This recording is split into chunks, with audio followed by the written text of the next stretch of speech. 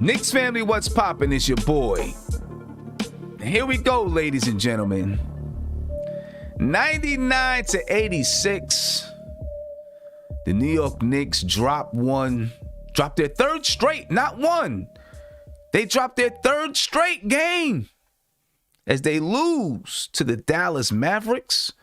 And ladies and gentlemen, the Knicks had a 13-point lead in this game in the second quarter. And this is becoming a problem.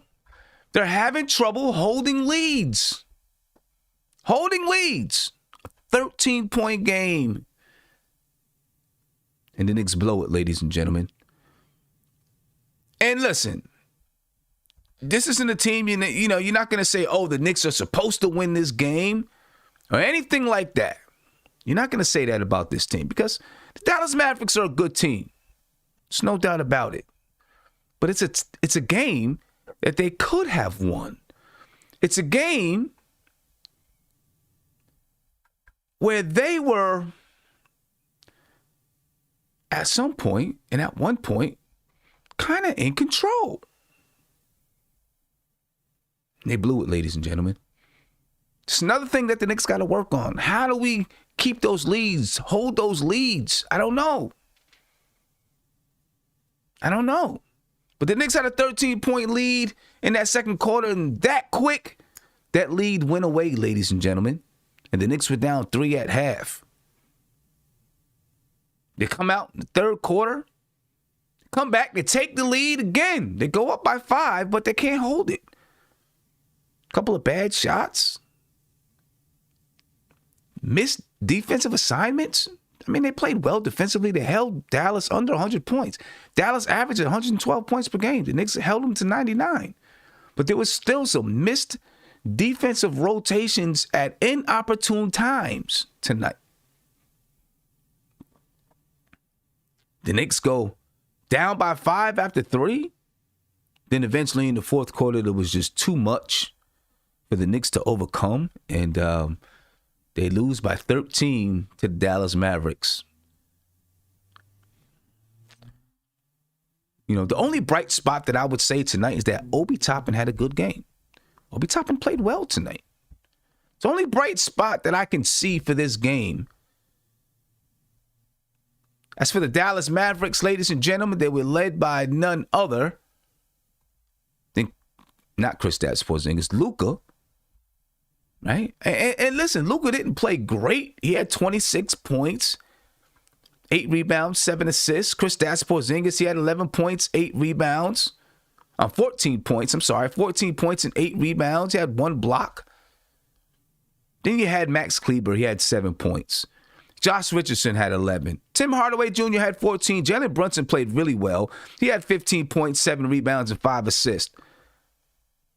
As for the New York Knicks, they were led by Alec Burks. Alec Burks had 20 points, 2 rebounds, 2 steals. Shot 6 for 11 from the field. Right? He was 4 for 6 from the 3-point line. But after Alec Burks, nobody else played well. Julius Randle had a terrible night. He almost had a triple-double, but he still had a terrible night from the field. And he turned the ball over 5 times. Couldn't get anything going. He was 5 for 20 from the field, 1 for 7 from the 3-point line. And he just seemed not there. He just didn't seem there. Reggie Bullock, he had 13 points, 4 for 10 from the field, 4 for 9 from the 3-point line. R.J. Barrett, he didn't show up at all. He had 8 points, 6 rebounds, 3 for 11 from the field, shot 40% from the 3-point line. But for the most part, he didn't show up. I'm sorry. Not going to apologize for him. Derrick Rose, he didn't show up. He had 2 points, 5 rebounds, and 4 assists, but we needed him to make shots. Wasn't making them. Taj Gibson had 4 points. Obi Toppin showed up tonight. He had 9 points in the first half. Still only had 10 minutes. Still only played 10 minutes on the night. Maybe we could have used some more Obi. Second half, he was, he bumbled and fumbled just a little bit, but he had a good first half. Maybe he's starting to get it just a little bit. But again, The New York Knicks, man. Tough one. This is a tough one. This is, we knew it was going to be a tough game. They had a 13-point lead. They don't know how to hold those leads. I don't know why. Josh, what's going on with you, man? How you feeling tonight after this loss to the Dallas Mavericks? I feel terrible, Sam. I feel really bad. I think this team is hitting a stretch of basketball right now where they're just not playing well. They look very lethargic on the floor. It's just shots are not falling. Defensively, they have their moments, but overall, I think this team is just not playing well. We gotta snap out of it. I think when we're on our game, we can beat anybody in the NBA. But playing like this, we're obviously not going to win any games. I don't care who we play. So we just got to get back on the right track. And we don't have that much time to do it. We got a game tomorrow. So, we can complain all we want about, the schedule and everything like that, but it doesn't matter. We got to come out and we got to play our brand of basketball and get back to what we do best. And until we do that, it's going to be like this. Yeah. Right now, I keep saying that this team needs a shot of energy from someplace. Right. And even from the beginning, I was looking for them to come out with that energy, with that same bounce in their step, and it's just not there. That bounce is just not there. Even when they took a 13-point lead, I'm looking for that bounce, and the bounce is not there. Is it because they're tired? Are they mentally drained? What do you think it is? No, Sam. No, I just think, listen, I'm looking at one person, and that's Julius Randle. We were talking all the season about how Julius Randle's having an all-star season, but these past 3 or 4 games, he's just been lethargic. And I think that, you need your best players to be the catalyst for the rest of the team. And when Julius Randle's not playing well, and he just looks on the floor, not really hustling, getting out muscled for loose balls, loose rebounds and everything like that, I think the team feeds off of that. And they just don't perform well either. So I'm looking right at Julius Randle, who's supposed to be our all-NBA player that we were talking about. He has to step it up. Point blank, simple. He has to step it up. And RJ as well. He's the second best player on this team, and he's not playing that well either. So I'm looking at the 2 best players on this team. I think once they start to step it up, everyone else can feed off of that energy. But until then, it's not going to be that way. Well, so is it? So then why do they not have that pep in their step? Because let me explain. Like, have you ever gone someplace, Josh, and you go and you can feel the energy pulsing through your body, right? And so you got this pep, you got this walk, and you got this talk, and you got this energy. You're ready to go. Another time, you might go to the same place, but you don't have the same pep. Right? Your shoulders are a little bit lower. You're walking a little bit slower. You know what I'm saying? Because you've been there 30 times before now. Right? And so the same energy isn't there. But then there's a night, maybe it's a club that you're going to. Who knows? There's a night when your favorite artist is going to be there, and all of a sudden that pep comes back. But see, when you're on the basketball court, you got to create that pep yourself. And I don't know if this team knows how to do it. Because, we're just missing it. Sam, I just believe the Knicks were riding it high. They were, 2 games over 500, and they thought that, everything was going to be sweet. But as you can tell, these teams in the NBA are not going to lay down for anyone. Minnesota didn't lay down. Miami's definitely not going to lay down. Eastern Conference rival, they're not going to lay down. So I think the Knicks just kind of was riding that high, and they thought they can pretty much go out and beat anybody. And, I don't think it's like that. So they need to snap out of it real quick and fast because the playoffs are coming. We're still fighting for playoff positioning. That's not going anywhere. And like I said, between 4 and 10 in the Eastern Conference is really, really close. And when we start playing these teams that are jockeying for playoff position, coming up in our schedule, it's going to be really, really tough down the stretch. So there's not one game where I say the Knicks are guaranteed to win any game because all these teams are coming for the Knicks. No, all of them. They're not. They're not. Because once you become just a decent team, there's a different approach every time you step on the floor. Teams look at you differently now, and they say, you know what, this is a game. We know we got to show up to play. Because if we don't show up and play, then this team will put it to us. Right? Defense is just about a sure thing for this team. But offense is, midway through that third quarter, I didn't know if we were going to get to midway through the fourth quarter. I didn't know if we were going to get to 80. We were at 75. And I'm like, I don't know if we're going to get to 80 points. Right? We end up getting to 89, 86. But 86 points is not going to get you any wins in an NBA game. And, it's starting to feel like every night now, one of our key guys just doesn't have it. I don't know. What can we do, Steph? Like, we're missing that pep in our step. We don't have it. We don't have that bounce. What can Tom Thibodeau do to bring it back? That's going to be tough. I'm not even sure what's the issue. I mean, I'm seeing that we're not scoring. I mean, I see that. Is it just the long season wearing us down? Is it just Randall doesn't look the same ever since he went out with that contusion? Now, I'm not saying that's the issue and that's still bothering him, but he doesn't look the same at all. Even though he had a good game statistically, the last game out, he doesn't look the same. RJ doesn't look the same. You would have thought if you didn't see this game that we had people out, right? But everybody was there. Everybody was there. And it still looked, everybody was there and it still looked, we're out of sync. There doesn't seem to be any flow. Sam, Josh, I wish I could explain it. I can't. Is it that it's finally catching up with us? That we're not a great offensive team. Is it finally catching up? Are people wearing down because we've been, they've been playing a lot of minutes? Is that the issue? It's so hard to say because the thing is this. Yeah. When I look at the game tonight, there's nothing that the Mavericks did to really stop us. I don't think there is. Now, I did notice that in the fourth quarter, they went zone in the fourth quarter.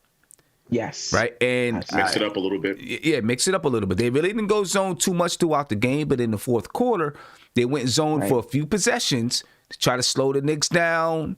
Not that the Knicks were playing fast, but to give another look to the Knicks. Right. And I feel like this is something that a lot of teams are going to begin to do with the Knicks. Not that they haven't already, but I mean specifically playing man, and then in the fourth quarter, bam, we're going to go zone when we have a lead. And change up and make you have to think about what you need to do and throw just another wrench out there that you have to deal with. I didn't, besides that, there was not much else that they really did to beat the team besides the Knicks just not having that oomph. You know what I'm saying? Kristaps Porzingis didn't play a great game. Luka. He played okay, but he wasn't marvelous. Right? Like I said, Luka was, 26 points. All right? 8 rebounds, 7 assists, but, he didn't do anything to make you say, oh my gosh, he just killed us tonight. And he didn't do that, right? He shot 48% from the field, 37% from three. Good numbers. But it just wasn't, it wasn't just like, man, this guy is just killing us tonight. There's no way we're going to get over this. It wasn't like that. There was just so many things that we just, didn't do. I mean, they got 4 offensive rebounds on the night. You know what I mean? So it's not like they killed us there, although they did beat us on the glass 57-52 tonight. We had 11 turnovers. They only had 10 turnovers on the night. So we, for the most part, took care of the ball. The shooting was atrocious for us. We shot 36% from the field. We shot 31% from three. In the first half, we shot 24 3-point shots in the first half. I didn't even realize it until I looked at the stats. I was like, wow, we shot 24. We were shooting 29% from the 3-point line in the first half. Only down by 3. Actually, only down by 2 because they gave the Knicks a point at the half. It was 49-47 when we got back from the half. I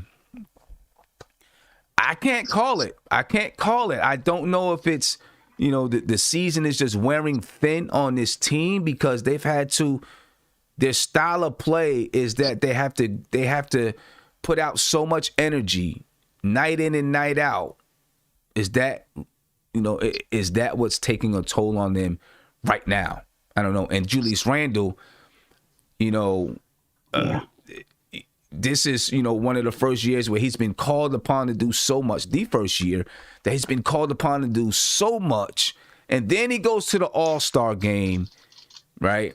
I don't know if, like, for him, this is like a whole lot. And that he's having trouble keeping that energy up, because it's so much. It's very hard to say. Eddie, what do you think, man? Sec here, guy. Cell phone is giving me some technical difficulties. I mean, you said it all, man. You said it all. I mean, it looks like we're losing gas. Randall's not playing up to par. RJ Barrett threw up a dud today. It's just coming from all angles, and there's nothing we can do to stop the bleeding.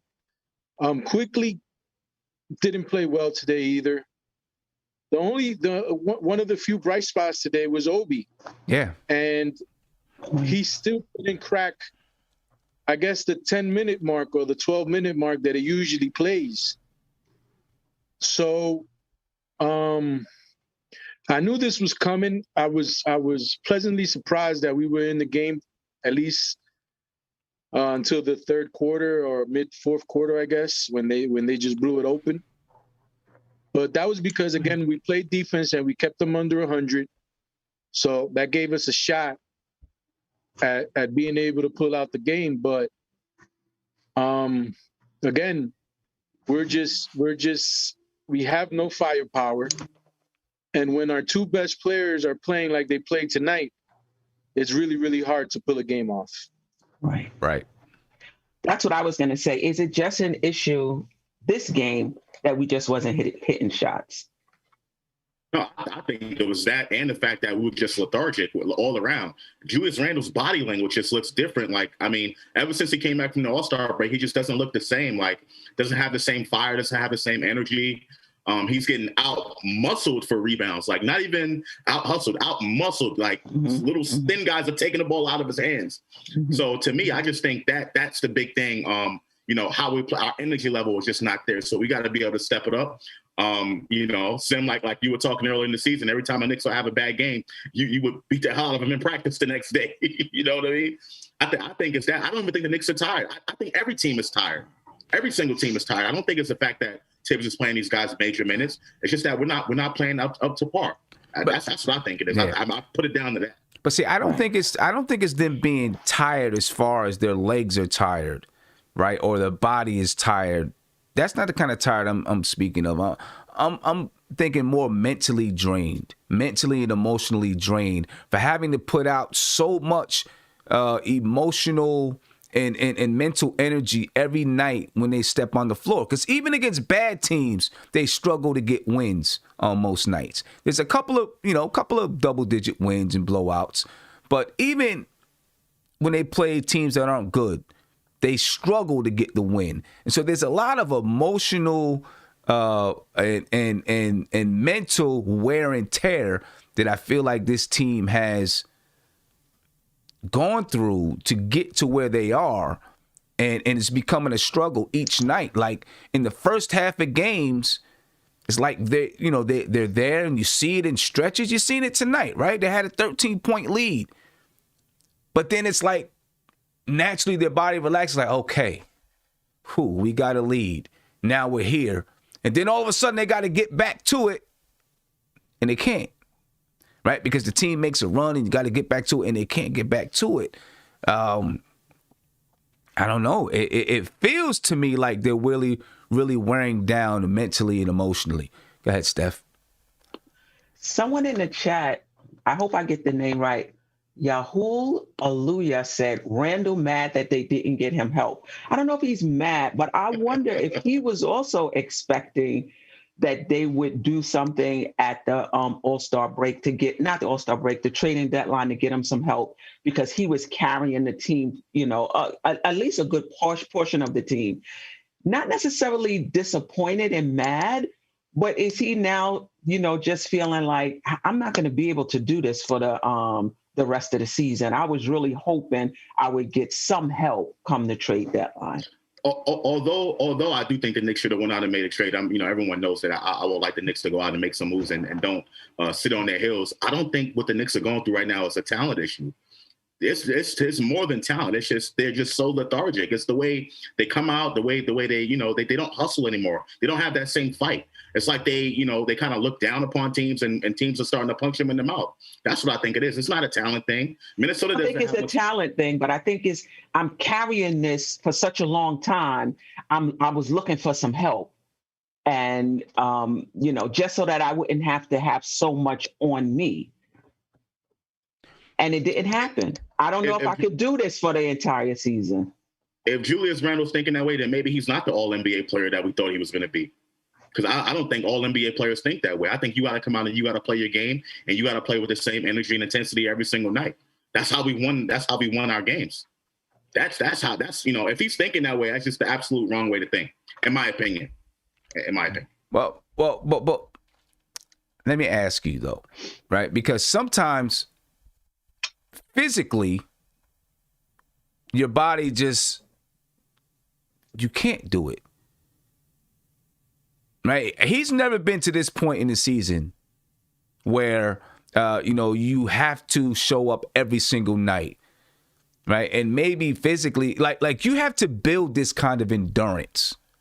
You hear it with young star players every single year. They faded down the stretch. Or James Harden got in the playoffs and he couldn't do it in the playoffs. Because you've got to build a certain kind of endurance. Maybe not every player has to.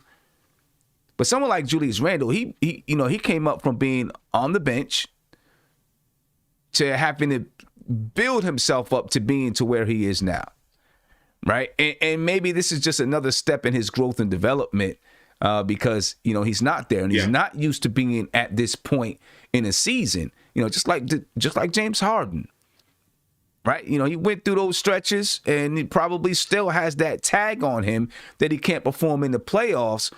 But it takes a certain amount of endurance, and I don't mean running endurance. I just mean mental endurance, emotional endurance.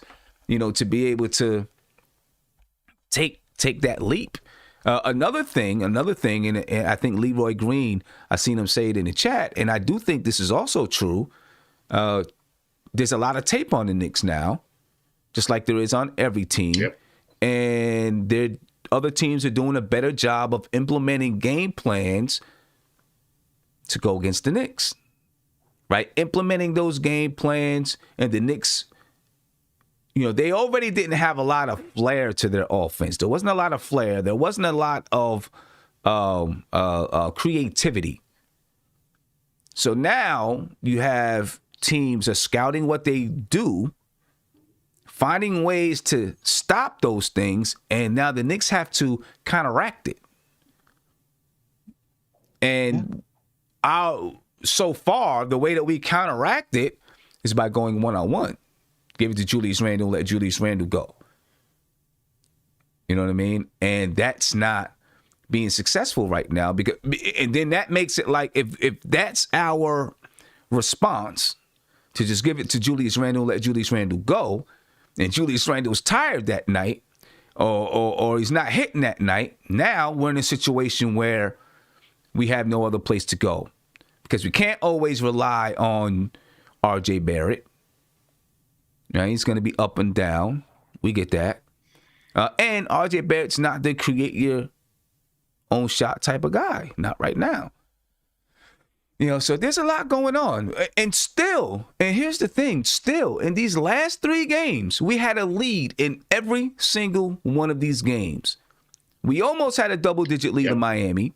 We had an 18-point lead in Minnesota. We had a 13-point lead in Dallas against Dallas tonight. In every single one of these games, we had an 11-point lead against Minnesota in the fourth quarter. We had a 5-point lead early in the third quarter against Dallas, a 13-point lead in the second quarter. And then we fizzle out and we fade out. To me, that says, it's hard for us to stay up for the entire game. And I'm going to get to a couple phone calls, and I'm going to come back and I'm going to ask you, is it due to, like Steph said, the minutes that we've played, or the minutes that we've played, the mental and emotional struggle that we got to go through every night? Yeah. Or can Tibbs fix it with the rotation? I ask you that too. Well, we'll come back. We'll talk about that one because I think we talked about the other stuff. Can Tibbs fix it with the rotation by getting fresher bodies out there? Let's see. Caller, you live. What's pop? What's up, Sam? It's your boy G Fresh TV, man. Hey, what's going on with you, brother? How you feeling, man? Man, I'm doing good, man. I'm blessed, staying busy, man, with my sneaker stuff. So that's how I haven't been on the show lately, man. So I've been busy with that. It's all good, man. I get it. Hey, you got to do what you got to do, man. Take care of business. That's always first and foremost, man. Yes, sir. Yes, sir. Yes, sir. So shout out to the panel. Shout out to the chat. So what's your feelings on tonight's game? How you feel, man? We took a tough one. Without a doubt, we took a tough one. Yeah, it was a tough one. I mean, people got to remember, man, Dallas is still a good team. And, Doncic, and they still got KP, even though KP with the injuries, he's still a good player. So it was still going to be a tough win for us regardless.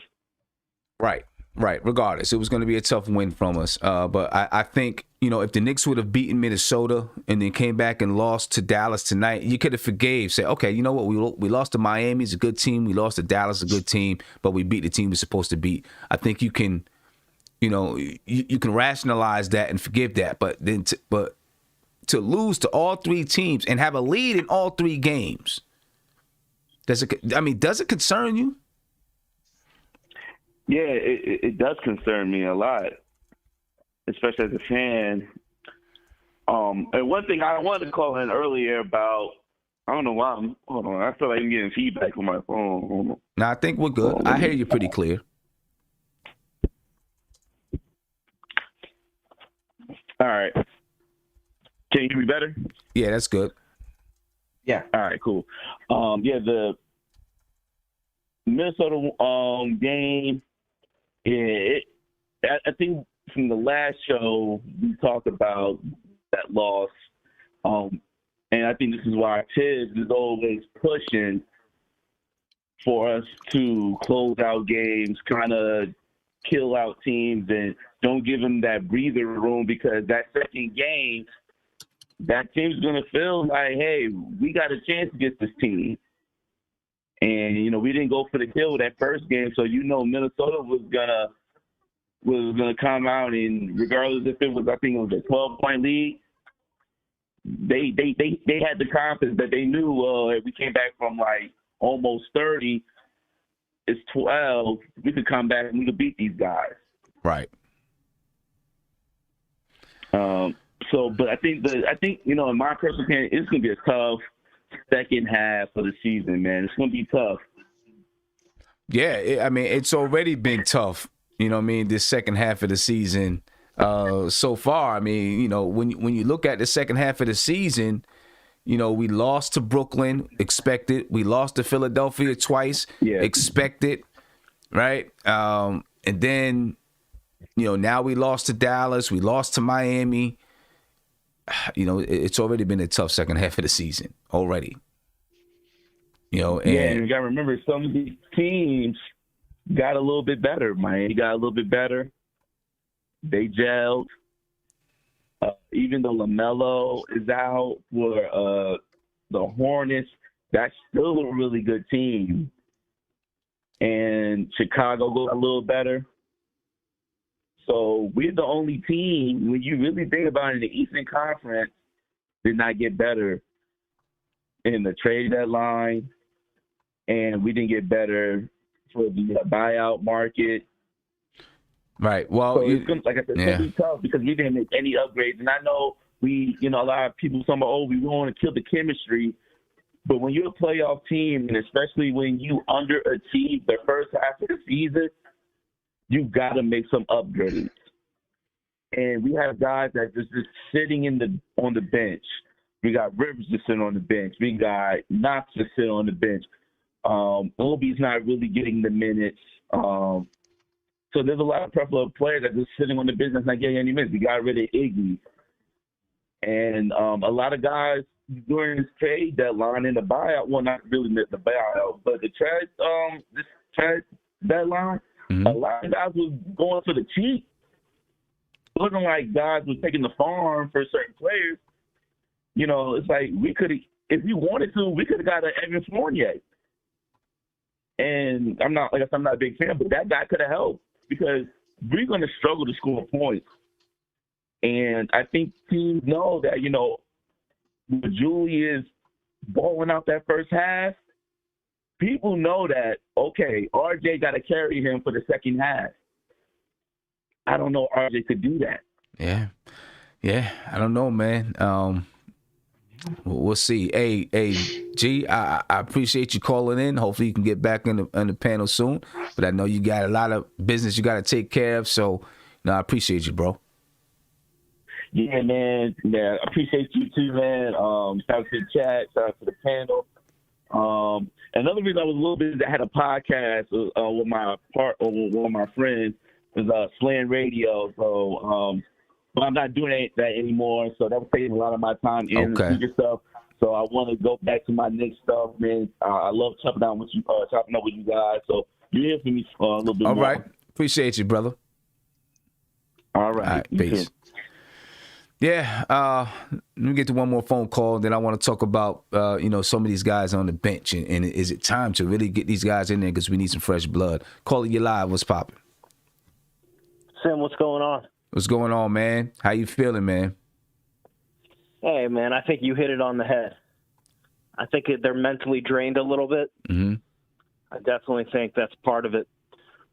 And it's the NBA, man. You're going to face some adversity. I think we lost 5 games in a row early in the season. Right. I think we also we just got to find a way to bounce back, man. We got to come out tomorrow. I think it's a must win. But with Randall, I think, and also RJ, he was banged up too. Didn't he have a sprained ankle come into the game? Yeah, RJ was questionable coming into the game. He was questionable with a sprained ankle or a sore ankle. It's questionable. Yeah. So I mean, I think they're a little banged up. It looks bad when you can't make shots. And Rose, quickly, RJ, Randall, we're not going to win if those guys don't play well. Period. So we can talk about rotations. And, yeah, maybe there's things Tips can do better. But bottom line is we're not going to win if those 4 dudes don't play well. All of them. And so one thing I want to just say with Randall. I don't think it's a thing after the All-Star break because he played well in some games. I think it's just now once he got down with that injury, which was when, Sam? Was that 3 games ago?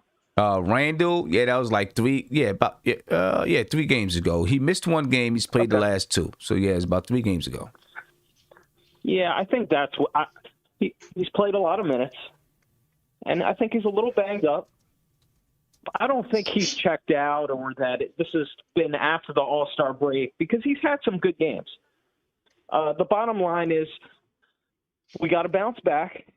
It's the NBA. I agree with you on the mental fatigue. Yes, they scout us better, and we're limited offensively, but the bottom line is we can do better. We can do better, and we just got to stick with the team. That's all I got to say. Okay. All right. Hey, Spree, I appreciate the call, man. Let me ask you guys: Is it time though? If we are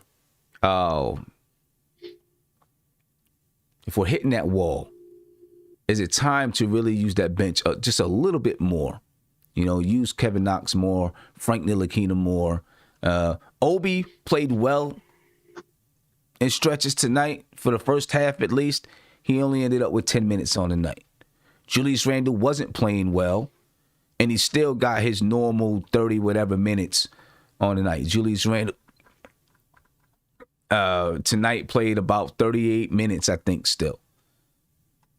Right? Is it Julius Randle 37 minutes tonight? You know, is it that time to really say, hey, you know what? We need an injection of new energy, new blood, even if it's just for 2 or 3 games. Steph, I'll start with you. What do you think? Yes, but I think we got to see what they give us. Like, for example, Obi came in, he gave us good minutes. I would have went back to him and gave him a bit more minutes. I don't think you could just come in and say, I'm going to give these guys minutes no matter what, and they're out there and they're not playing well. I would rather RJ out there not playing well, Randall out there not playing well over Knox and Frank. That being said, if they get in the game and they're playing well, yeah, I do think that minutes should be extended. Like, I would have liked to have seen Obi get more minutes tonight, given how he played in the first half. I think he did get in the second half. He did. But I don't think he got much minutes. He did, right? But so, yeah, I would definitely like to see some of them, see how they do, and let their minutes depend on how well they do that game. Right. And shout out to G. Hines. He actually gave me 2 super chats. I appreciate that. He said when Obi has the hot hand, even for a little bit, if he's not tired, which he wasn't, you got to feed the hot hand. And I don't know if you have to. Yes, I mean, I agree you have to feed the hot hand. I don't know if Obi's the guy that you feed right now. But I think you let him stay in the game and let him continue to just play the game that he's playing, right? He had 9 points in that first half, all in the second quarter, I believe. And, you know, he helped to push us out to a 13-point lead. But it seems like Thibodeau has a set time when I'm going to bring guys out, and that's what he sticks to almost no matter what. You know what I mean? Listen, Obi's not going to be tired. He hasn't played a lot of minutes, so he's not going to be tired. Yeah, you can let that guy go for a little bit. You know, let him run. Let Julius Randle get the rest. Let him go ahead and ball for a little while. Eddie, what do you think? Before I answer that, I have 2 points that I want to point out to you guys. One is we had a very bad day in the standings today. Mm-hmm. Everybody who was behind us won. Charlotte, Atlanta's winning at this moment. Boston. So we just went down in the standings. We're at 7th, tied with Boston right now. And that's because we've already beat Boston twice. Right. So it was a bad day in the standings today. And tomorrow is going to be a very important game for us. Yep. The other thing is, I don't want people to lose sight that we had a tough game in Miami, in New York against Miami. And then we had to fly all the way to Minnesota to play Minnesota. And then we had to come back home to play Dallas. So maybe that, you know, that could put a little wear and tear on you, having to fly, you know, a little jet lag. Yeah. And to your point of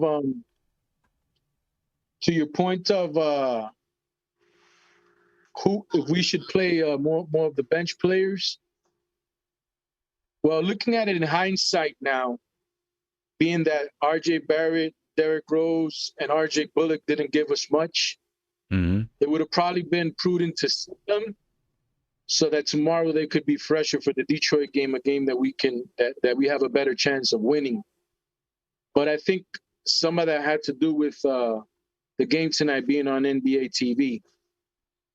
So, yeah, you know, there's just a bevy of things that are just coming in at once, and that they're not falling in our favor right now. Right. And not to mention, we fly out to Detroit tomorrow. We probably fly out tonight, but we play at Detroit tomorrow. Right. So we've been popping around all over the place. We've been going around, and that's not, you know, that's not good for success. I really don't know what to tell you when it comes to these bench players, because they've never seemed to be consistent through the whole year where you can say, no, this guy is going to give us this. The only one that comes to mind is Alec Burks. And Alec Burks is like our sixth man. So starting Alec Burks, is gonna be bad for the bench unit. But I'll tell you this, I really like Alec Burks at the point. Like, I know he's a small forward off guard, but I like the way he plays the point guard position. I just like the way he plays the point guard position. He handles the ball nicely. He moves around with the ball, without the ball. I think he has the respect of the first unit, Randall and RJ Barrett and the other guys where they let him make decisions with the ball. Mm-hmm. And, that's something that we don't take advantage of because Thibodeau has his system and he's not one to change it around and to switch things up and do those sorts of things. So Right. Josh, let me ask you. It's going to be tough. Yeah, Josh, let me ask you. Is Thibodeau too stubborn? No, absolutely not. Listen, everything Tom Thibodeau is doing, he's been doing for the majority of the season. The same consistency that we're now complaining about, and I don't mean to sound insensitive about it. I understand the Knicks are on a little bit of a losing streak, and we're looking for something to change to try to help the team get out of it. But everything that Thibodeau is doing now, he's been doing for the entire season, and that is in part why the Knicks were successful. I just don't think it's a good idea to go out and change things and give more minutes to the bench and all of that stuff. Everything that Thibodeau is doing right now, in losses, he's done it in wins. So I just think we need to, every game, every time we lose, we come up with a new excuse. Well, then there was jet lag. The Knicks had to fly to Minnesota, then fly back home, then fly to Detroit. I just think it's the NBA. And then every team is going to go through a little stretch of games, but they're not playing well. The Knicks are going through that stretch right now. Thibodeau is doing fine. He's not doing everything right, but everything that Thibodeau was doing to win us these games, he needs to continue to do that. I don't think we need to go out and be all crazy with it and change all these different things. I like the way Obi played. I think Obi gave us some really good minutes tonight. But if Obi was playing more minutes instead of Julius Randle, we still would have lost this game by about 10 points. I don't think that him coming in the game for more minutes would have been that big of a difference. In my opinion. You might be right. You might be right.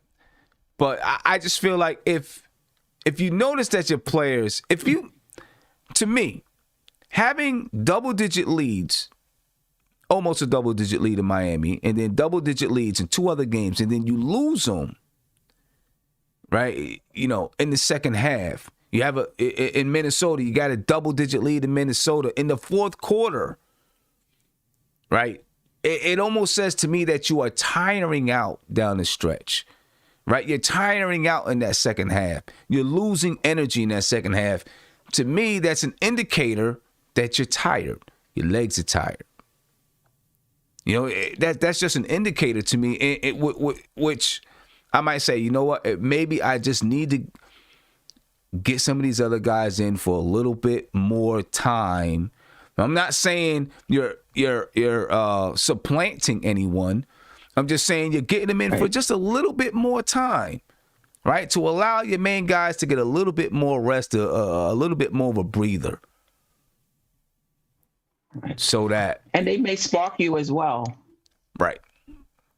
They might spark you, and when your guys like Julius Randle, RJ Barrett start to notice, I only played 30 minutes tonight. They might say, I better get my ass in gear.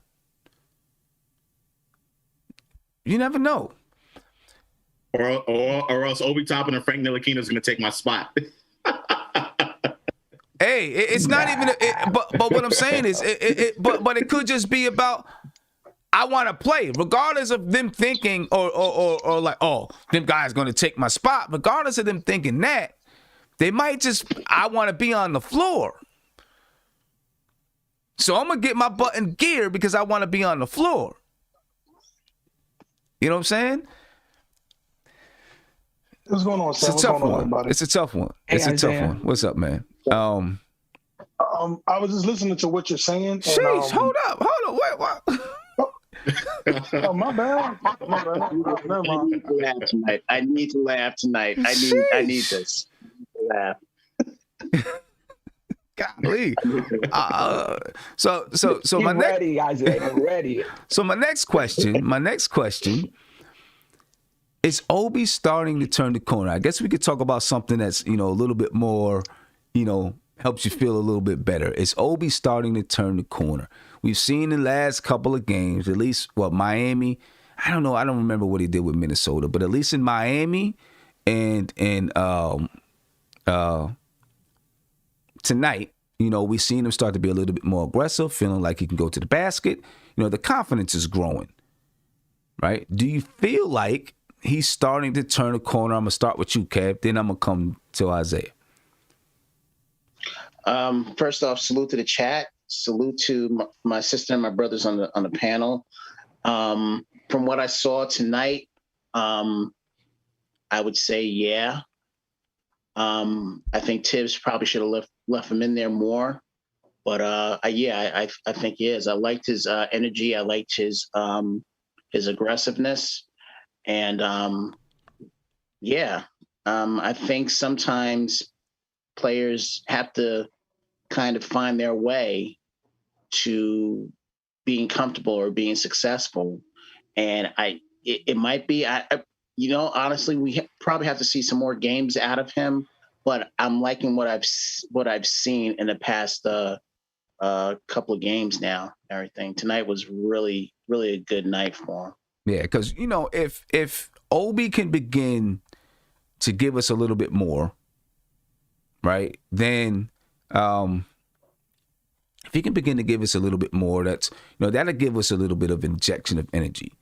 When he had his little bit of a run there in the second quarter, we had that injection of energy.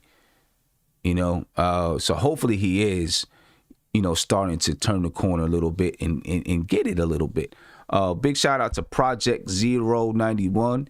He said, I said it on Legion of Knicks. I'll say it here. How do you take Obi out and put back in no handle Randall for 10,000 years? Come on. We actually could have had this. Who knows? I don't know. Who knows? Dylan B said Obi is. It just seems like now. Hold on. It just seems like now everybody's trying to come out on Randall right now, and we've been riding with this guy all season. I'm not going to bust on him right now. That's ridiculous. Yeah. Big shout out to Dylan B. You said Obi is slowly showing more life, but seems like Tibbs still doesn't trust him to give him a lot of minutes.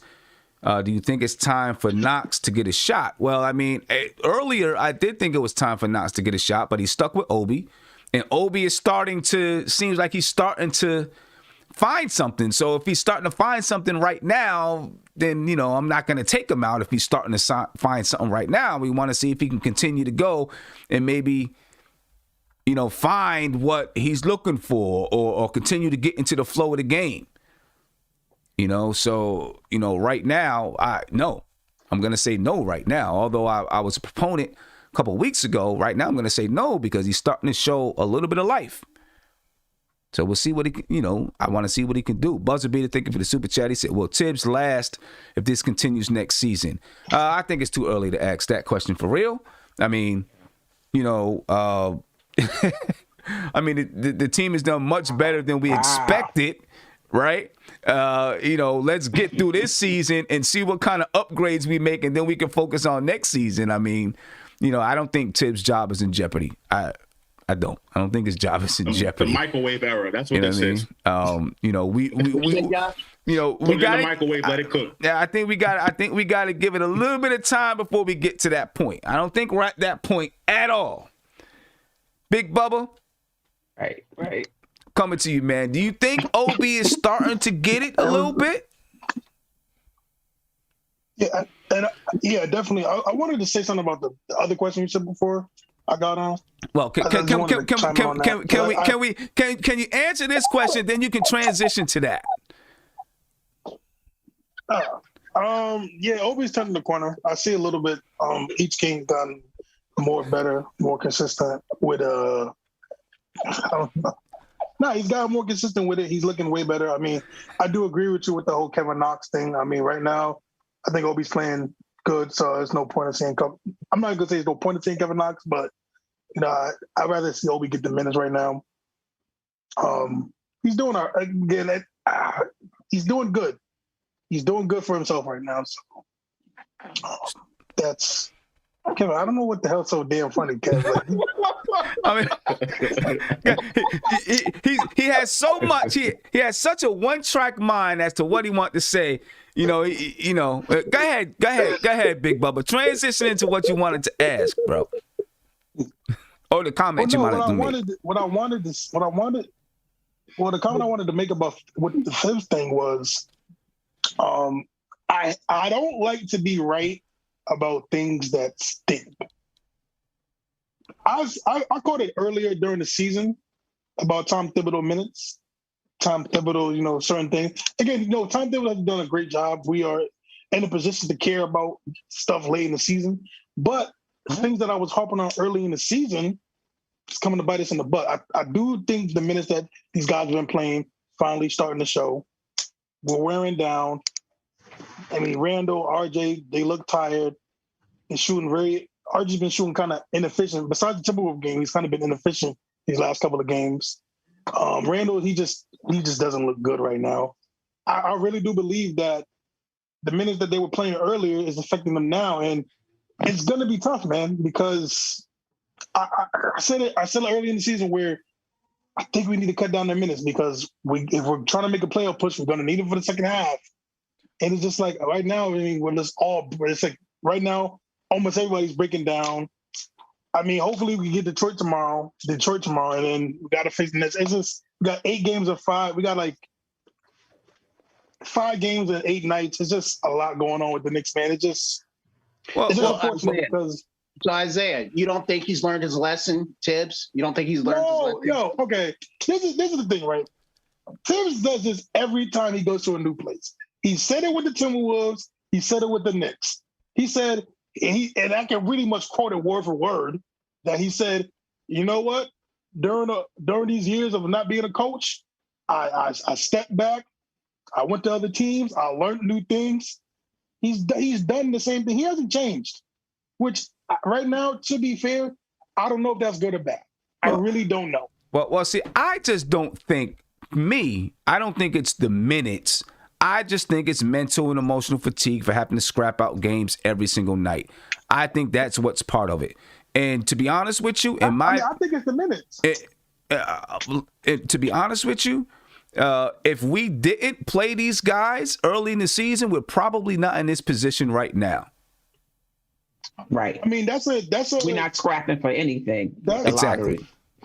You have a fair point. You got a fair point, but I still believe that sometimes I get short-sighted goals, but this is a long tender. Now, if you were to play some of these guys just to get a little bit of minutes, maybe play Knox a little more, maybe play, Obi stunk, but I don't know, but you have some guys on the bench that you could have used during early in the season.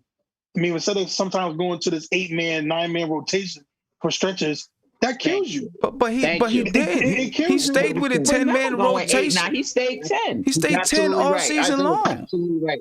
He stayed with a 10-man rotation all season long. You know what, Sim?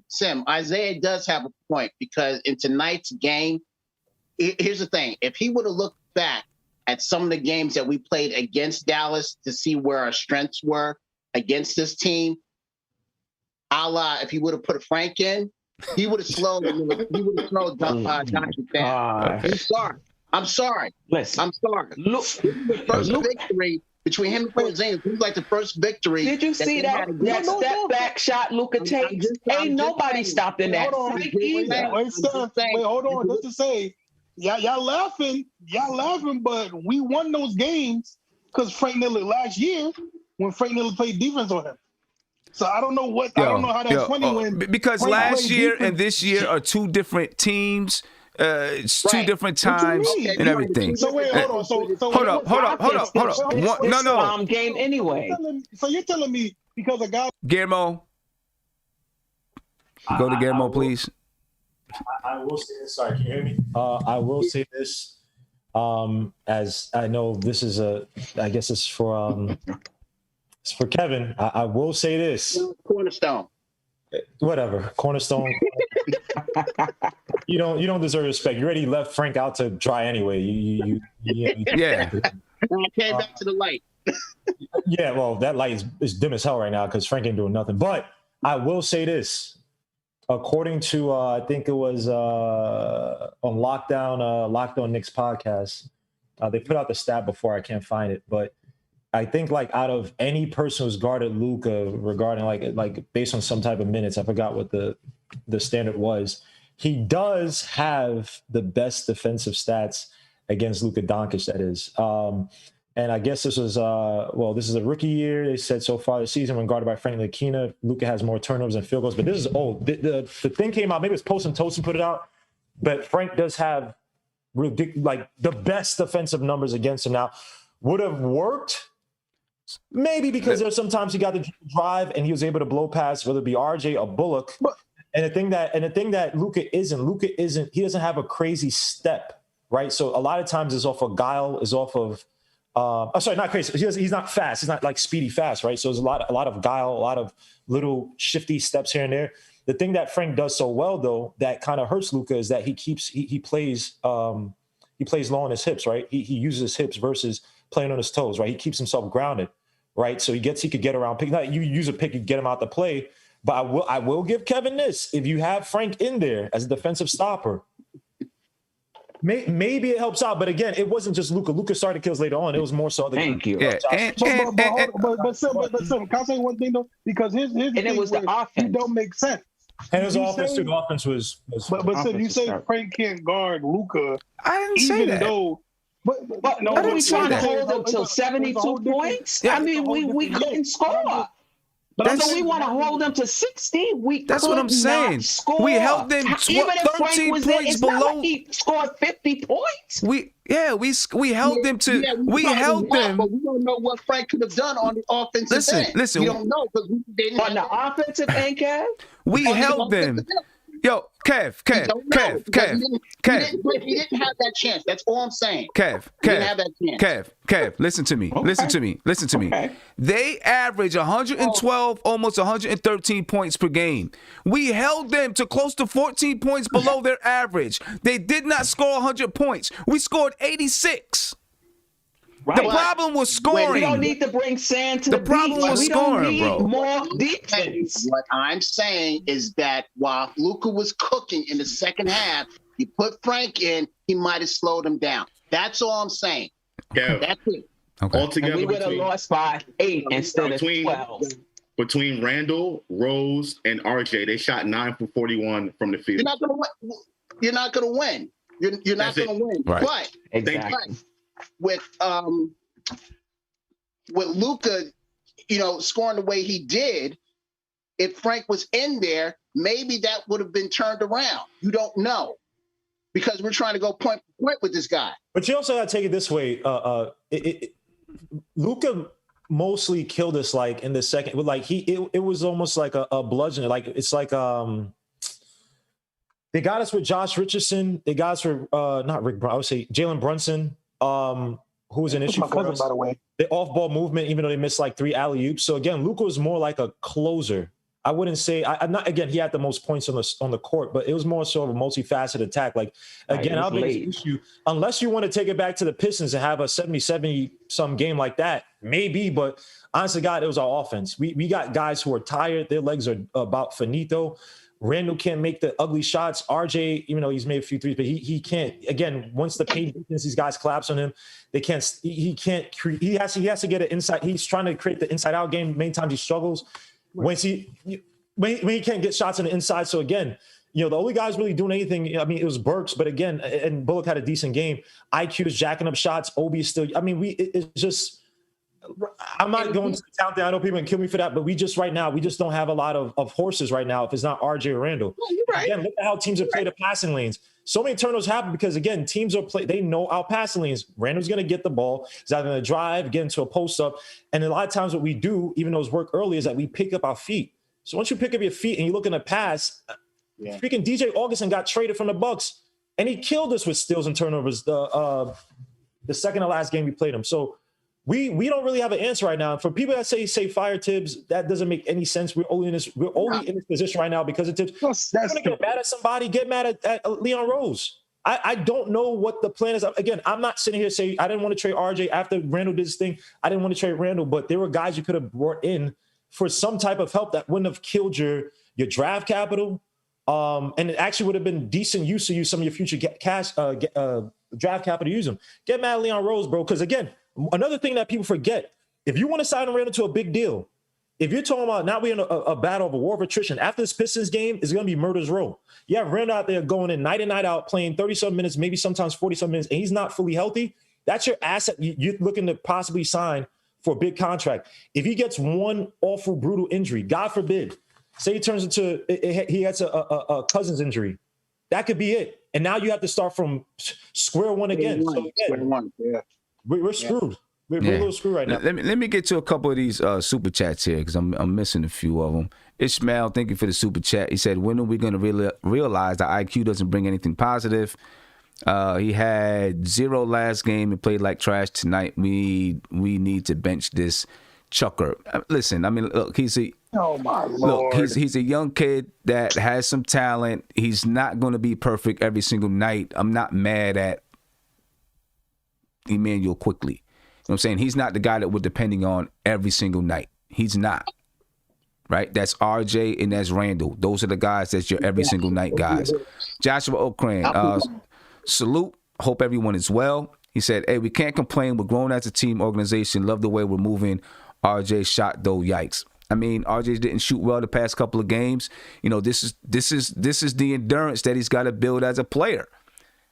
Right? You know, you got to build, and I'm not talking about physical endurance. I'm talking about mental and emotional endurance of just the season wearing on you. Right? This is when they talk about the rookie wall, and I know he's not a rookie, but when they talk about it, that's what they talk about. You know, that emotional and mental wear and tear, you know, where you hit the wall and it's like, you know, like you've got to grapple with the travel and the play every night. And then now the Knicks are in a position they haven't been in years, right? Randall's never been here. RJ's never been here. Obviously, Quickly's never been here. And to be honest with you, Derrick Rose hasn't been here a whole heck of a lot either because he was injured a lot of the times when he was in Chicago and they were fighting down the stretch in a playoff battle, right? Elfrid Payton's never been there. Alec Burks has been there with Philadelphia last year. Yeah. Right? I mean, you know, these guys haven't been in this situation a whole heck of a lot. And our leaders haven't been here at all.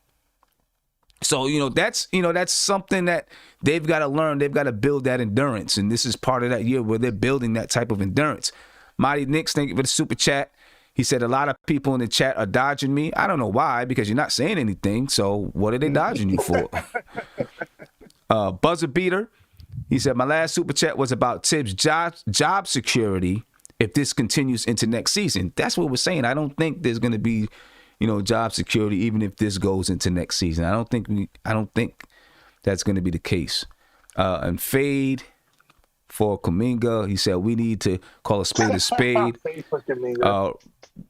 Randall and a closer or a franchise player. Stop at Randall is a third option at best. If he is, he is. But this is who we have right now. So I don't understand what the point is. I don't think anyone is saying that you're trying to build with him as your franchise, all-world player. I think people recognize that he is a piece to keep going forward. So I think most people do recognize that. And also, of course, he's learning how to be a better and better player. Right, he's still developing. He's reaching that point where he's going to be, he's 27, going to be 27 years old. He's reaching to that point where he's probably going to be the best player that he's going to be. He's going to, his basketball IQ is going to grow, and he's going to learn more about the game. Physically, he's not going to, probably, get better over the next few years. You figure from 28 to about 32, he's going to be at the peak of his powers. You know what I mean? But I'm pretty sure that I feel that he's a piece that you a piece to the puzzle. You know, this year he's being asked to be the guy. That doesn't mean he always has to be the guy. All right. Let's hear from Tom Thibodeau, and his thought process tonight on this game. This is Tom Thibodeau with the post game. Let's take a listen. Mark Berman. He's pissed off too. I can see it. Tom, just with RJ and Julius, are they banged up? And is that maybe part of the reason for their showing tonight? Well, I don't know if they're banged up. I think we're at a stage and point in the season where if you played, this many games, every player in the league, it has something right now, and that's pro sports. And so, we have to manage that. We have to play better. And, right now we're in a little bit of a funk, and we got to work our way out of it. Rebecca Harlow. Yeah, Coach, I mean, just following up on your point about it's pro sports, everyone's dealing with something like that at this point. How do you work through that effectively in your experience? Well, you trust your medical staff, the player, treatment, how you pace the team. You're looking at where you are in your schedule and the amount of travel you have, and you have limited practice time. So you're doing more in a ballroom and with film sessions. And sometimes that, for us, it's, this team has become a really good practice team, but we've had limited practice time. So we still have to get it done, and I believe this team will. And so we have to do better, and we will. Steve Popper. Tom, you talk a lot about the 48-minute need for 48 minutes of play. I think the last three losses, that's kind of been the common denominator, is falling apart late. Do you see something that's causing that? Well, I think, and again, you're trying to build those habits. And Dallas is playing at a high level right now. And so you have to give them credit. There are a lot to deal with. They spread you out. They have guys that can make plays and put pressure on you, and they shoot the three extremely well. And so they are a team that you have to defend, the entire clock, and you got to get in and get out, challenge shots. But then offensively, the same thing. We have to play with energy, and we got to share the ball. And sometimes if you're not shooting well, the one thing I love about our team is they're committed to playing for each other and to work as a team and sacrifice as a team. And sometimes when you're not making shots, you want to do better to try to help get the team out of the hole. And that's not how you do it. We have to make sure that we're doing it collectively. And that's been the strength of the club all year. And I believe we'll get back to that. Ian Begley.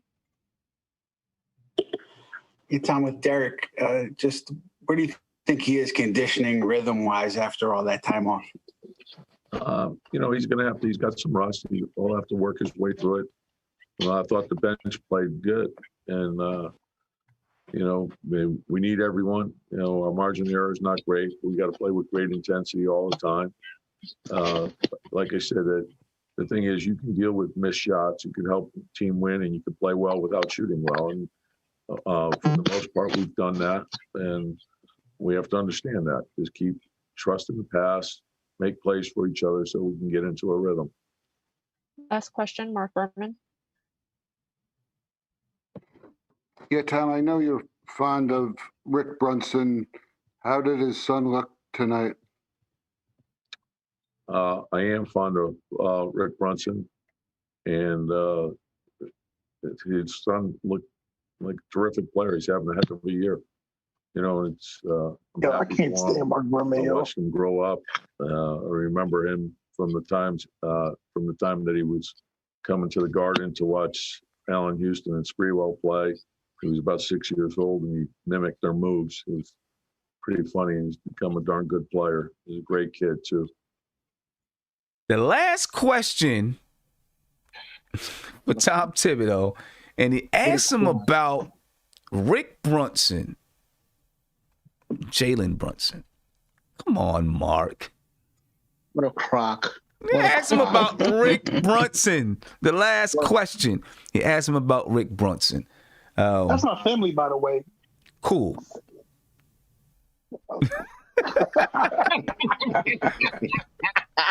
Hey man, that's pretty awesome. That's pretty awesome, man. So what happened then, Isaiah? I mean, Rick Brunson was a decent basketball player. Jalen Brunson was cooking us tonight. What happened to Isaiah Brunson? Well, I gave it to Jalen. I let Jalen do it because he couldn't get the girls back. He couldn't get the girls back. Good answer. Okay, all right. I got the ladies. He got the NBA time. I think that's a fair trade. Okay, all right. I'm gonna stick with you, Isaiah. Man, tomorrow night we play Detroit. I am gonna be so mad if we build another double-digit lead and lose it. It's three games in a row. 3 games in a row. We built a double-digit lead and lost. I'm counting Miami. I'm counting that 9-point lead as a double-digit lead. You're playing that type of game where you're battling such a defensive battle. A 9-point lead is a double-digit lead. 3 double-digit leads, man, and you lose them. Sim, I'm gonna tell you tomorrow. If we up big, and we lose, let me tell you something. The way you gotta let me get a who's my cuss word this one time. Nah, man. You got young people like Dominic watching and stuff like that. Come on. I'm kidding slightly. Jalen Brunson, you got your cousin's kids watching and stuff. Come on. Nah, Sim. So serious note though, man. I hate saying this, but even though everyone's a must win, but you just can't lose to the Pistons. I'm sorry. You can't listen. If Julius Randle got to play 48 minutes, I don't care. No. Hold on. You can't switch up now. You can't switch up now and talk about if you. Come on now. No. But Sim, I mean, with you got the Pistons, and then Monday you got the Nets, who KD may or may not play. So you have no choice. You got to win. You have to win to at least. If you lose to the Nets on Monday, that you're a game behind 500. You can't go 2, 3. What are we? 24, 25? 24 and 25. Yeah. 24. So we got So hopefully by Tuesday we're 25 and 26. I'm gonna just be realistic with you right now. Hopefully by Sunday we're 25 and 25. I'm gonna stick with right there. Yeah, let's stick with that. Don't worry about 25. We can't lose.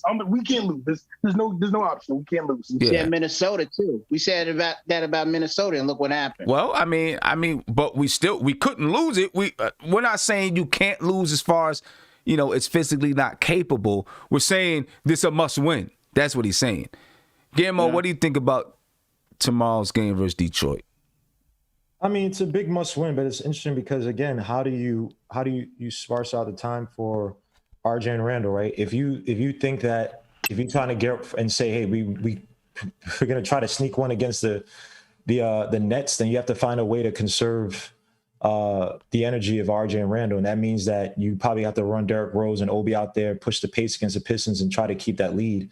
But again, who do you trust? Is Burks going to have another good game off the bench? Is Bullock going to, is Payton, a guy you might have to lean heavily on Payton and say, hey, Payton, we need you to attack 20. We need you to attack all night. Just attack them because we have to try to conserve Randall and RJ. Now, if you say, hey, the Nets were going to lose, then you play RJ and Randall and try to win that way. But again, every game is extremely important, but it's going to be a chess game because now after the Nets, we got a bunch of teams that, we got the Celtics after that. I think they have some few tough teams after that. So it's chess right now with how you utilize Randall. And also remember, even Taj and Noah well, they're playing well too, but Taj is a little up there in age. Yes, he'll have a few good plays here and they got to sim down because he's tired. So right now it's, you're trying to ration out, playing time for these guys. So yeah. And, hey, Guillermo, I was going to say something just after the Nets game, Wednesday the Celtics, Friday the Grizzlies, Sunday the Raptors that just smacked the Warriors by 53 points. And then you got, Did they? Really? Yeah, but they also didn't have Curry or Draymond, so that's Okay. So, but 50 you gotta, points is a lot, you gotta, though. 50? Wow. you gotta on Sunday, you gotta back to back. You got the Raptors on Sunday and then the Lakers on Monday. Holy crap. Yeah. Well, I mean, listen, you know, it's a tough stretch. We've had a lead in every single one of these games.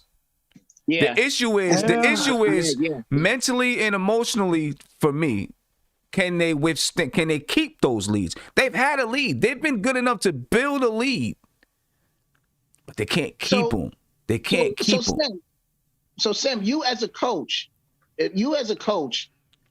you see this lead and you see it evaporating. What do you do? Well, what did Tom Thibodeau? What did Tom Thibodeau do? Because when the lead started evaporating, normally you say, "Let me put my guys in. That's gonna steady the ship." But RJ and Julius wasn't playing well. A lot of times the leads went down when either one of those guys was on the floor because they weren't shooting well.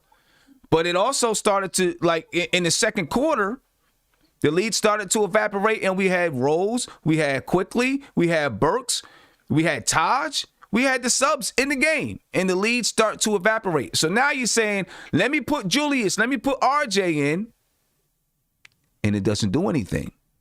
There's not much you can do. There's not much you can do.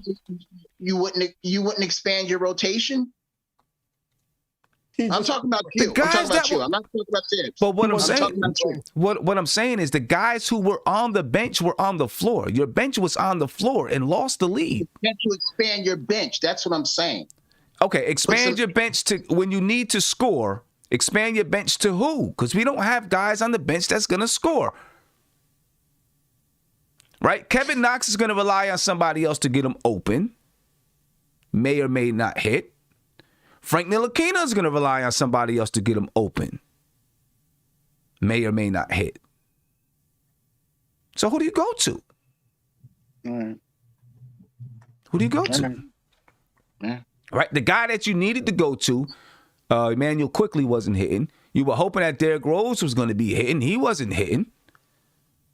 All I'm saying is that if you see one of your players that doesn't have it that night, why would you keep trying to rock with him if he doesn't have it that night? Because most of the time, 50% of Julius Randle is better than 100% of Kevin Knox.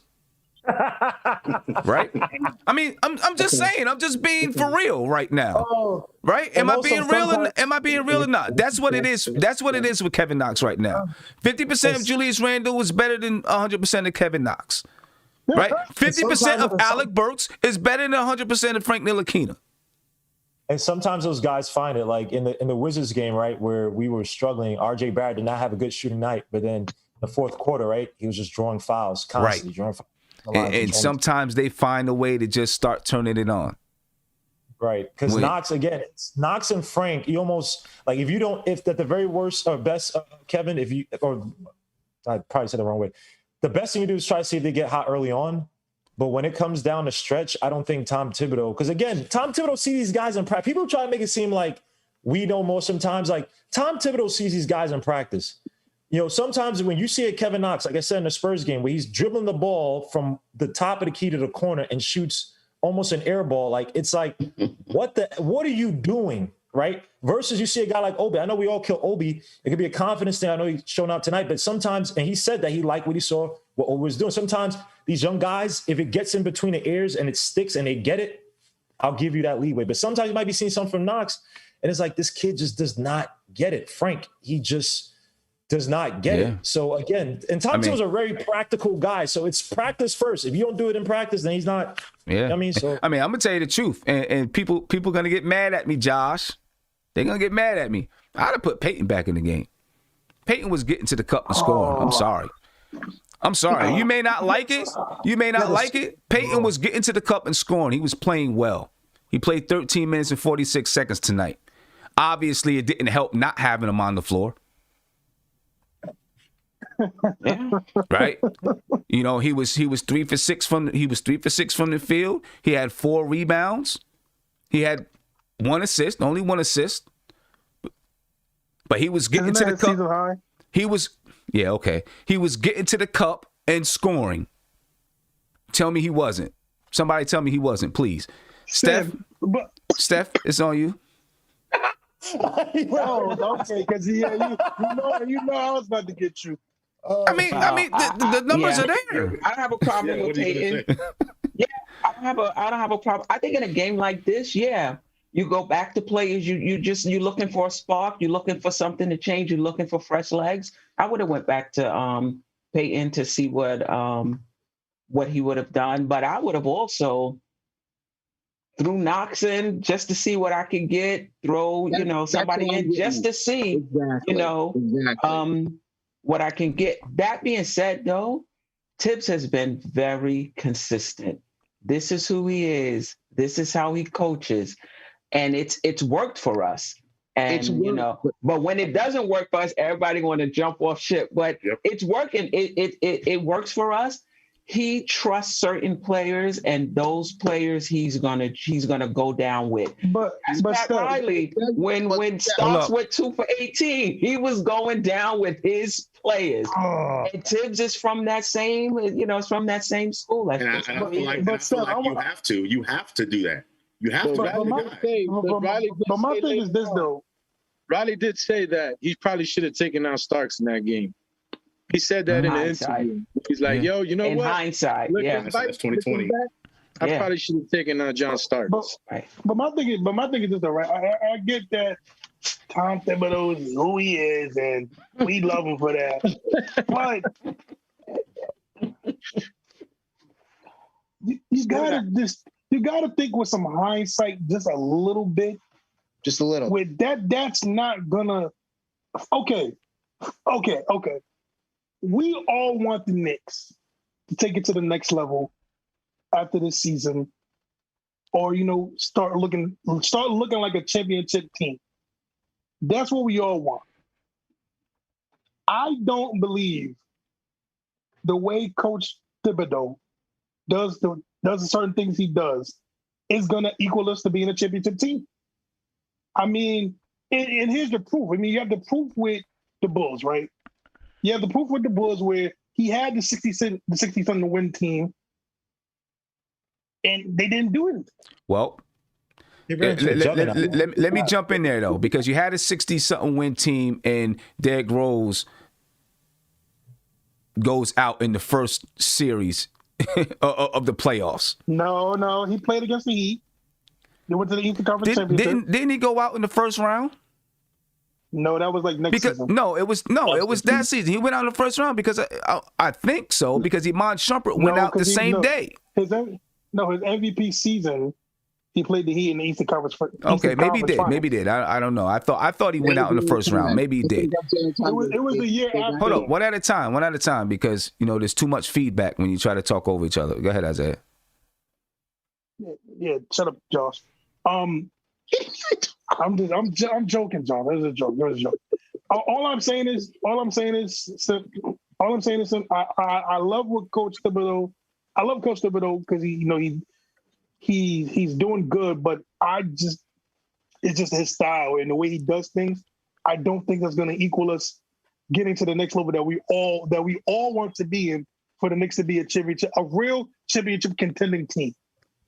Stop us from why don't we, Isaiah?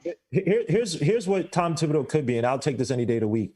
Bill Parcells, right after he won the championships, every place Bill Parcells went, except for the Dolphins at the end of his career, he built up the team to some respectability, and a new coach comes in, and then they go off from there. Or, they probably didn't win a championship, whatever, right? He did it with the Jets in '98. He did it with the Cowboys. He's a cleanup guy. Like, we can't think championship yet. We should not even think about championship. We need respectability. We need some type of semblance of consistency with the front office, with coaching, with a certain type of play that we bring in. So let's just get to like that, the next few steps, and then we can decide, right? Because again, Tom Thibodeau might be Moses, right? He builds a foundation. He doesn't see the glory, but we're going to be sitting back saying he was a guy to help lead us to there. So let's not worry about that yet. And also let's get Tom Thibodeau some talent. Let's get him some more talent. Like this team, again, it's bare right now. You two guys are out. You don't have another knockdown scorer. You don't have another knockdown wing. No offense to Payne. I know you guys like Payne. he ain't a starting point guard, right? Like that. So again, Tom Thibodeau's hamstrung. He's right. You're right. I mean, and look, and look, when you talk about that 62-win season, okay, so they go to the Eastern Conference Finals. They lose to Miami in the Eastern Conference Finals. Derrick Rose is in his second year. It was his third year. Right? Second year. If that was Tom Thibodeau, I believe that was his second year, right? And the season before that, the Bulls were a 500 team. I mean, and it's a 20-win turnaround. So, and then Derrick Rose gets hurt and is continuously hurt. So you don't know. You can't say, he won 62 games. What did he do with that team? Like, that's the first year that's the first year that they did it. You know what I'm saying? And you asked to go back and use 2020 hindsight. So I'm going to use 2020 hindsight. The Knicks went on a 5-game losing streak. He stuck with the same lineup. They ended up getting back to 500, right? They went. Oh, look. Can I finish what I'm saying? Can I finish what I'm saying? Okay. Right? They lose. Then they get back. They lose 3 in a row. Then they get back. They lose 3 in a row. Then they get back. They continuously bounce back, using the same formula that he's continuously used. So if you're asking him to use 2020 hindsight, that's what's happened throughout this season. He's continued to be consistent with what he does, and they continue to bounce back. So if you're asking him to use 2020 hindsight to make decisions going forward, then why would he not continue to do what he's done? Because it's been successful so far this season. Right. I get that, Sam, but the thing is, I'm sorry, John. You go ahead. I'm sorry, John. That's the only thing that I'm saying, Sam, is that I get what you're saying about, we lost 3 in a row, then we got it back. We lost 5 in a row. Only reason I said, and I'm not taking away from the Knicks, but that was early in the season. And a lot of these teams are getting into form. So it's not going to be as easy as, we losing 3 and we could get that 3 back. It's like these teams are, the Nuggets are good. The Sixers are good. The Nets are good. These teams are not just going to we're not going to, I don't know. It's going to be tougher. I'm just saying, you said we need Tom Thibodeau to use 2020 hindsight. You said we need him to use hindsight. So if you're asking him to use hindsight, that's what he's going to look back to. Go ahead, Josh. So Isaiah, I mean, look, I agree with you up until up to an extent, right? Tom Thibodeau is in the middle of taking us to the next level right now. Right now. When's the last time we had a coach to have consistent starting lineups out there? Consistent. I mean, every single game is consistent. And the only reason Thibodeau had to change the lineup up is due to injury. When's the last time we had a coach like that? When's the last time the Knicks are decent for, it's been 20 years. So Thibodeau's in the middle of taking us to the next level right now as we speak. Now, as far as championship is concerned, I think Thibodeau is a stopgap coach. I don't think Thibodeau is going to be here, when we win the championship. That's my opinion, because seldom do you ever see in the NBA a coach come in and do a full rebuild and actually reap the benefits of that rebuild. Seldom do you ever get a chance to see that. So I do think he's not going to be here when we get to that type of level, but we're in the middle of going to the next level right now. And I think he deserves a lot of credit for that, and we should stick with him for right now. Okay. Right. And the other thing, go ahead. No, go ahead, Steph. Go ahead, and then I'm gonna come to Cornerstone. No matter what coach we had in here, we would be able to find something about that coach that we don't like, that we think that they should do different. Right? There's no coach, any other coach. If Atkinson was here, we would be sitting here. Maybe we wouldn't be talking about the rotations, but we would be talking about somebody else, something else. There's no perfect coach. Tibbs is who we got. I think he's the right person for the job. He's getting as much as anybody can get out of this roster. Let's see what happens when we get more talent and we get more players in here. I don't think he's doing a horrible job. I actually like what he's doing, and I don't think we would be here with another coach. I agree. Possible. He's a coach of the year candidate. Yeah, I agree. Cornerstone. Let me get the Cornerstone. Let me get the Cornerstone so I can get around here. Cornerstone, go ahead. What was the question? First, well, we were on a question. Then Isaiah took us on like 72 different tangents. Or I'll say 62 for the 2011 Bulls. But Cornerstone, tomorrow versus Detroit, because that's what we're supposed to be talking about, and then you can go on from there. Just your thoughts on tomorrow versus Detroit. Yeah. We if there was a game that we have to win tomorrow, we have to win. This is it. This is Detroit. You have to beat them. I don't know where they are in the record wise. I know they're down below. We've got to take care of business. We have built up a mantra of having somewhat of respectability this year, and Detroit is one of those teams that we are expected to win against. That we're expected to beat. There's no question we have to beat them tomorrow to break this winning streak, to get back to 500, and just to really just feel good about ourselves pretty much. But but it starts tomorrow. We can't look towards Monday. We can't look towards Boston. We have to take care of business tomorrow night. And just to let you know also, it'll be Killian Hayes' first game back tomorrow night. Okay. Yeah. Tomorrow night starts tomorrow night, man. We got to get Detroit, and it's going to be tough because they're going to be gunning for us. We've beat up 3 times already, and they're going to be looking to say we can beat this team. We want to beat this team. I guess this is one of the only teams that we're going to play 4 times this season. I don't know. Not that many teams we play 4 times. So it's going to be a battle because we've been struggling so much offensively. Right. And I think they're going to come out and play with energy. They're going to look at us as a team that, the way we would look at Brooklyn. Right. That's how they're going to look at us. And I think they're going to come out with a lot of energy, a lot of fight. They're going to want this game, and we've got to want it more. We've got to want it more. Eddie, your take on tomorrow. Before I have my take on tomorrow, I just want to say Jalen Brunson has added his name to the long list of backup point guards that has cooked us for a win. Adding himself to the Pacers backup point guard and Ish Smith and those sorts of names. I think we're going to need what happened in Last Chance U. I think Thibodeau has to take this team on a retreat to see if we can energize ourselves. Yeah. Because we're stinking it up right now. And if Corey Joseph goes for 20 points, 10 rebounds, and 7 assists tomorrow, I'm not coming on. And see, the issue is the Knicks, we don't have any time to go out to a retreat, to have a night where we just go bowling or everybody goes out. Yeah. That's what I was saying the other day about how I would approach practice if I could, right? Or shoot around, just doing some fun things, that still complements or still sends home the message that you got to do the small things, right? But just some fun games, basketball type games that involve those small things, just to try to bring that energy because we just don't have that energy or that pep, and we need it because we got to get this win. Big shout out to Andre Carter.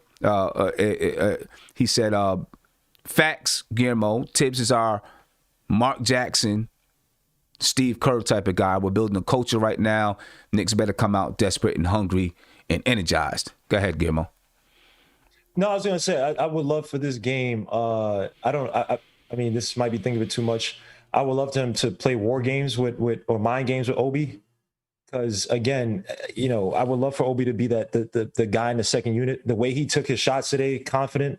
I don't know what machinations you can use with veterans or something, but get him to be aggressive in taking those shots. The way he drove baseline, that's his, like I said, that is his bread and butter. Once he gets that little space, does a little stoudemire thing, gets a leverage, could get the layup, and shooting the mid-range as well too, 3-point shot. Get somebody to psych him up for tomorrow. Now, granted, if he starts shooting like 1 for 7, obviously you have to rein him in. But again, you want him. I wish the Knicks had more wins so they could pull a Bucks like how the Bucks did on us and just play like the young guys, like a whole bunch, and let them get those games in. But unfortunately, we're not that position. But again, tomorrow when you play, especially if he comes against the bench of the Bucks, of the Pistons, I don't know who the bench is, but I guess he wouldn't be playing against Jeremy Grant per se. Right. He wouldn't be playing against him. But I would love him to be aggressive. I also wish I would like for them to use Obi as like a sentry near the foul line. Kind of like how they kind of utilize Randall at times in terms of passing. I mean, because many times when Obi has the ball, it's like you got to score, right? And I think sometimes that puts pressure on a player versus play make. Let's have it. So because again, that one little the one little drive he had, I can't remember. I'm not sure if this guy, I can't remember, but he kind of faked it, drove to the basket for the layup or something. It may have been last game. You know what I mean? If he gets a shot up, or if he becomes that guy's like, you don't know whether he's going to shoot, pass, or whatever, once he builds that confidence, kind of hit that mid-range shot, then he could pass, then him getting to the basket, now I got to watch out for Obi's pass. I got to watch out for Obi's shot. You know, he's going to have a lot easier time getting to the basket. So the mind games, I hope it works. And tomorrow, use him a little bit more as a sentry, a little away from the three-point line as much. Have him a little bit more around the paint. Have him play make with whatever shooters out there, if it's Burks or I don't know. So against Miami, that was the game where he did the fake move and got to the rim. Right. Miami, yeah, right. Yeah. We will see. We will see what happens. Listen, ladies and gentlemen, we're about to head out. But at 12 a.m., Josh is going to talk to us. We got another episode of The Controversy. And Josh, do you want to just let him know what we're going to, you know, what the controversy is this time? 12 a.m. So make sure you get over there at 12 a.m. As soon as we leave out of here, which is going to be in just a couple of minutes. Go ahead, Josh. Are the Knicks overachieving? Are they overachieving? You'll see what I have to say about it.